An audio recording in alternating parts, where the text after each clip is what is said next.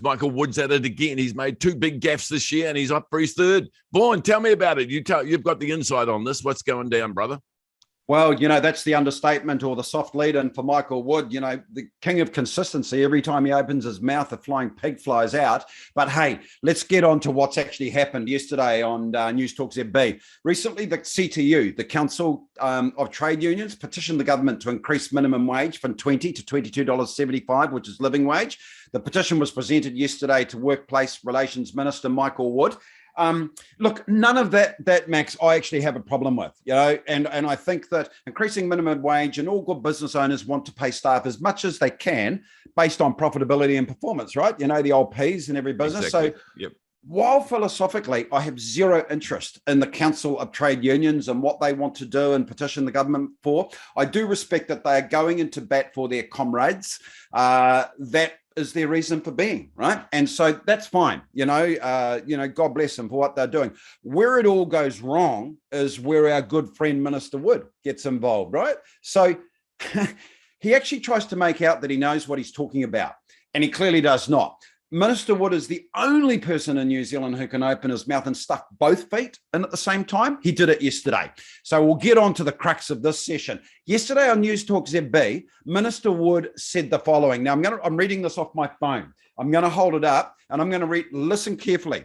Minister Wood said, so we actually know that the effect of minimum wage can be quite positive for small businesses as well. We saw it last year when we raised the minimum wage, to $20, and actually we had record low employment coming after that. So basically what Minister Wood is expecting us to believe is that when minimum wage is increased, record low employment will follow. I mean, Max, what do you think about that? There's no logic to that, brother, because he's saying that it annoys me. What he's saying is having less people on the marketplace is good for business. And that's nothing further from the opposite.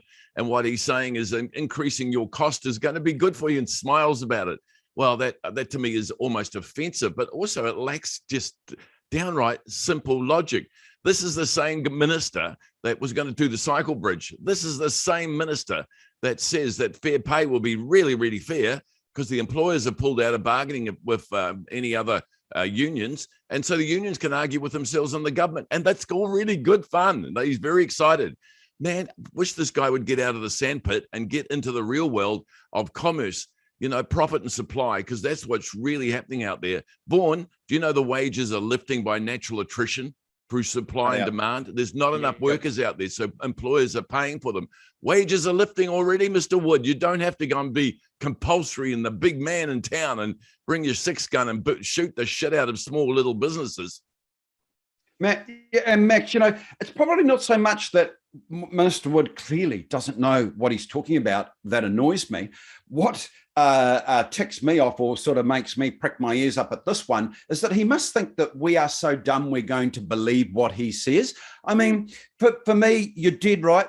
Market forces will take it. Look, anyone listening out there, there is no economic basis, facts, theory, or anything that can link increasing minimum wage to the unemployment rate going down. Nothing, zero. God knows what he was thinking. So let's hope that Minister Woods has a New Year's resolution and it's something wrapped around that, he thinks before he speaks. And, we've got to get past this. Every time he opens his mouth, a flying pig pops out. My advice to Minister Wood would be to write the following quote on the whiteboard on his office that Abraham Lincoln was well known for. And that is, better to remain silent and be thought a fool than to speak and remove all doubt.